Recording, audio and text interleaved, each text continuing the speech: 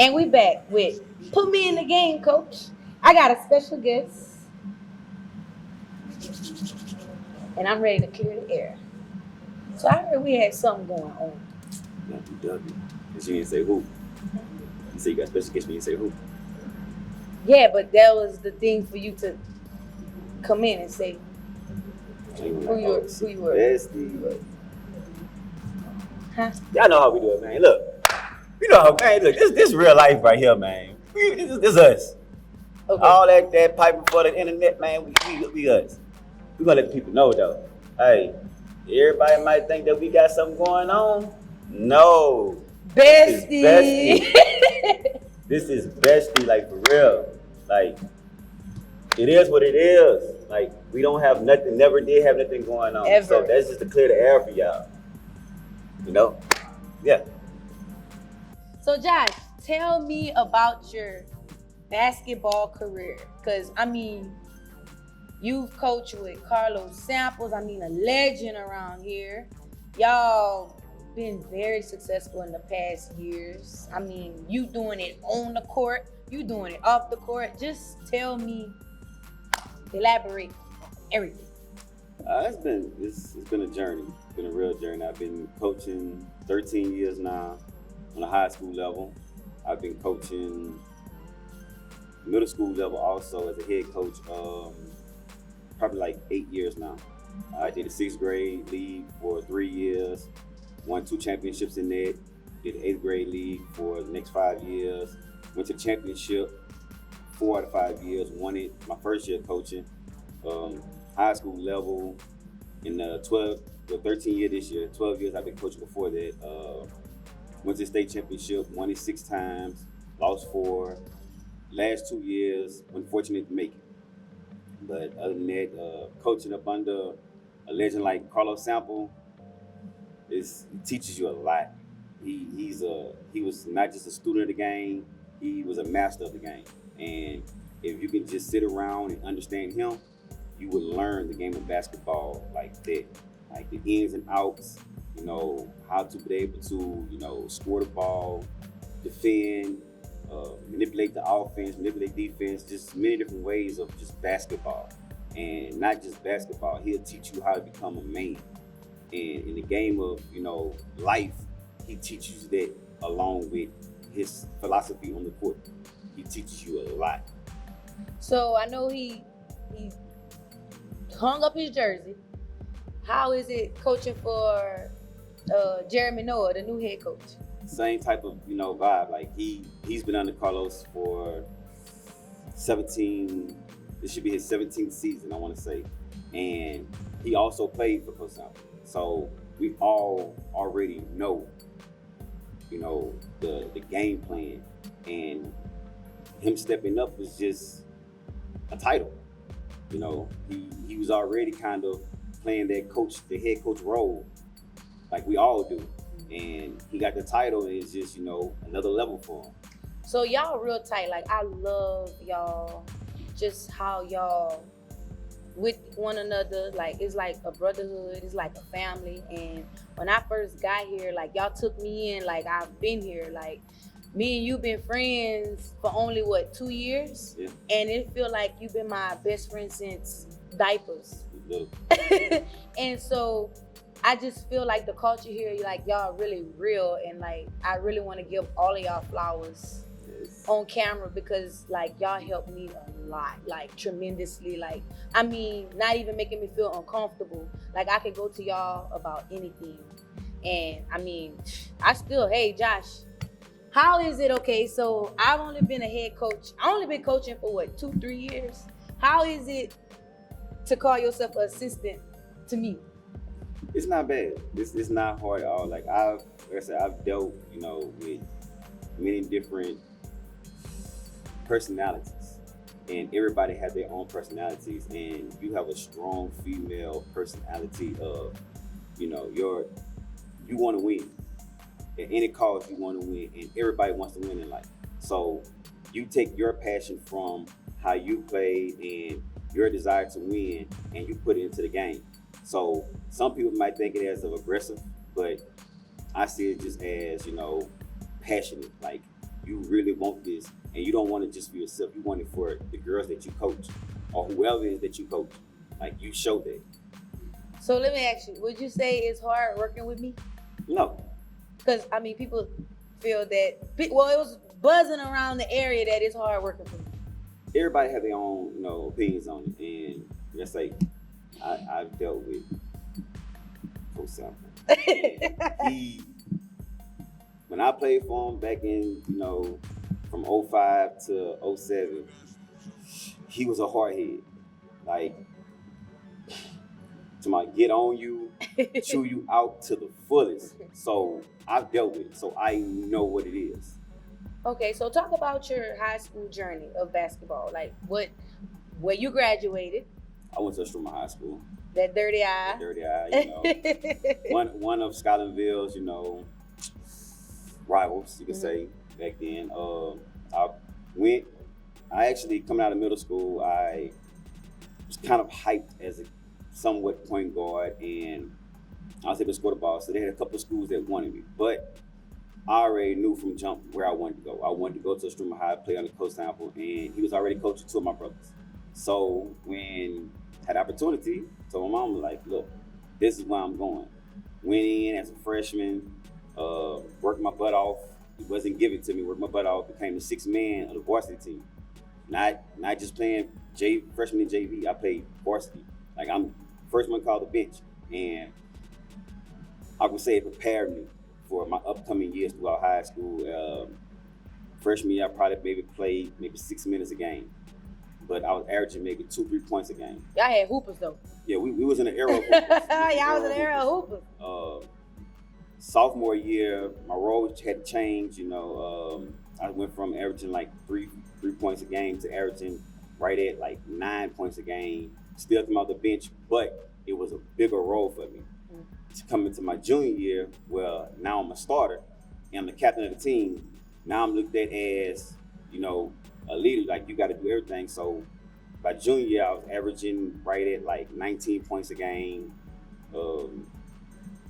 like 4 assists, 3 steals, a couple rebounds. Then because my senior year, now it's put on me to be the man, and not just the man of the team. So did Sample coach you for your senior year? No, he ended up leaving and coming to Scotlandville. It was a big talk. How did that make you feel, being that you went to school to play for him? Well, it was our business. Everything is a business play, you know what I'm saying? But everybody thought that I was going to leave Istrouma and come to Scotlandville, in which it was a talk. It was an opportunity for me to go, but I was like, the team at Istrouma was built around me. Mm-hmm. So I can't leave everybody that, was counting on me behind. So I was like, you know what, I'm going to go and stay. Yeah, and got a chance to play against Scotlandville twice that year. Y'all won? Lost one, won one. Okay. Yeah. So let's talk, I know you played on the collegiate level. Let's talk about. Yeah, so I had, a few looks off of AAU basketball and a few looks from school of going to, I had a look from Army and West Point. Southern was looking at me, Southeastern was looking at me, but didn't kind of fall through or whatever. Didn't have many looks after that with the new coach that we had got. But then I ended up going working out at Sports Academy. It was a gym downtown Baton Rouge. When did a workout there in front of like 7 JUCO schools, and after the workout, 5 of them reached out to me, but it was one in particular, Lamar Port Arthur. They would not stop calling me for like the next 2-3 days, the coach texting me every day, saying how I impressed them and that he would be willing to drive back from Port Arthur within that week to come give me a scholarship. Oh, wow. And how did that make you feel? That made me feel like I really accomplished something. And I told him if he was willing to drive back that week, I was gonna sign. And he called me that Friday. It was like he was on the road heading back to Baton Rouge, and I told him, if you pull up to Sports Academy I'm going to sign them papers. And he called me, he was like, I'm here. And I'm saying, I'm here too. He walked in them doors, told me to go sit at the table, let's go ahead and sign. How was the process of like the signing? Was it a full ride? Quick. It was a full ride for JUCO. You know, they paid for my school and they paid for the housing. Well, partially for the housing because they didn't have no apartments or anything on campus. Okay. So we had to stay 15, 20 minutes away in Beaumont. Oh. On right outside of Lamar University campus. So that process was kind of different, but the fact of that you're still paying for my schooling and that you wanted me made it all the while. And then they end up giving me on-campus jobs working in the gym. So. And you love the gym. Gym hate to see you coming. I'm in the gym all day, every day. So, you know, it is what it is. So now I know you playing semi-pro. Kind of talk a little bit about y'all semi-pro league.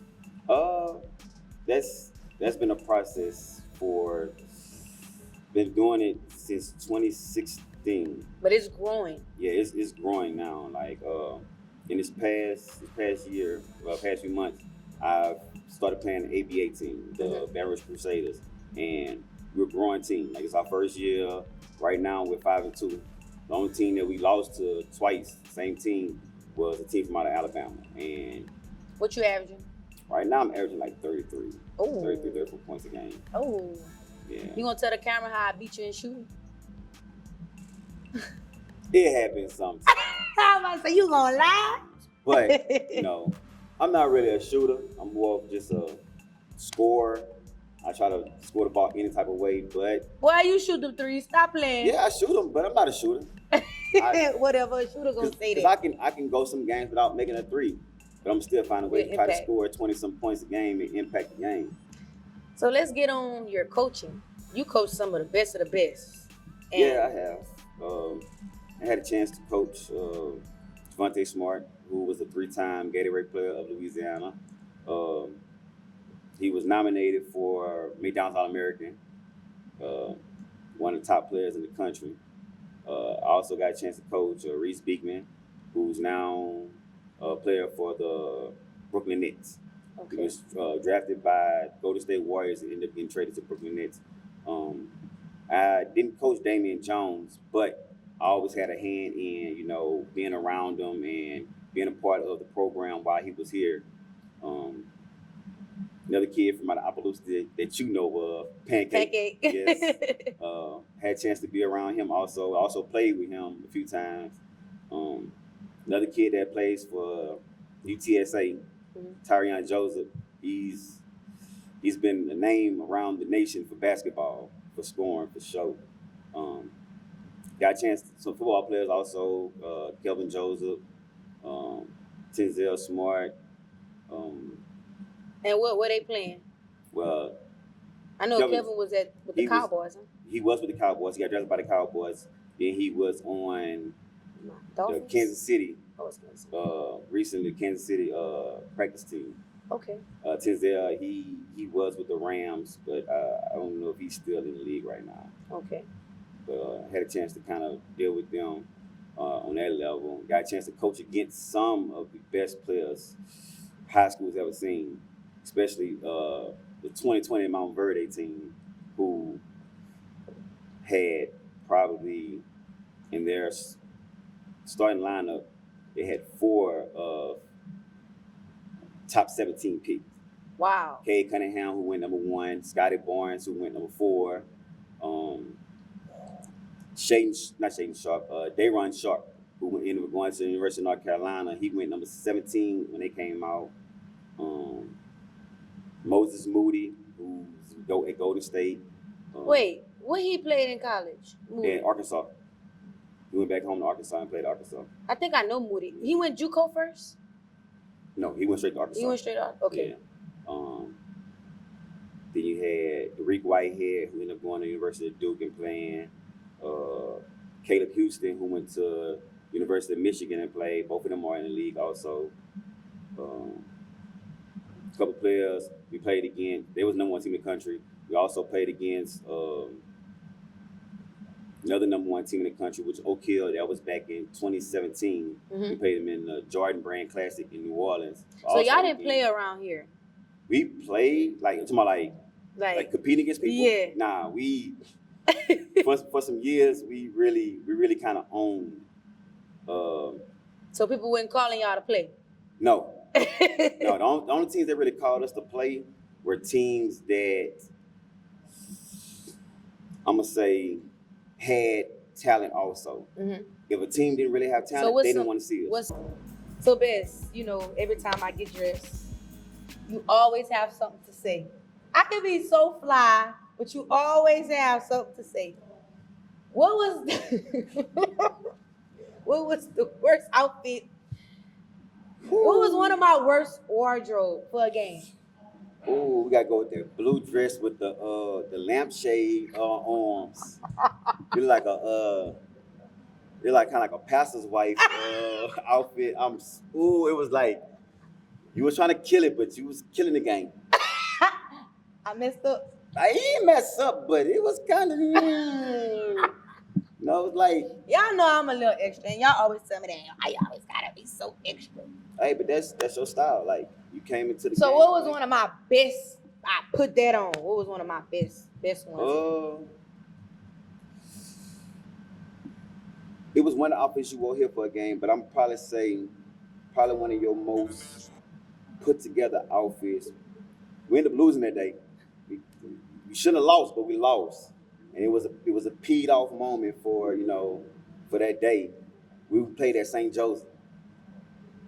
You had on a I was simple too. I had a button down black shirt with. Yeah, you had on like a kind of like the pants you had on now. It was kind of like that. And a black button down. It might have been a black down, but you had a blazer too, I think. You been a blazer? I had it was a button down black.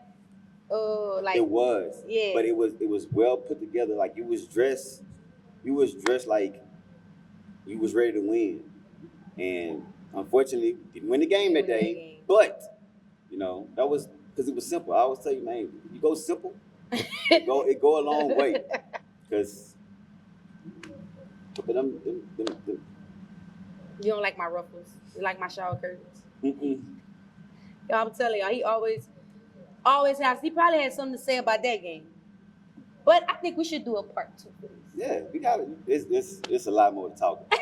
I think we should do a part 2. It might roll off to a series.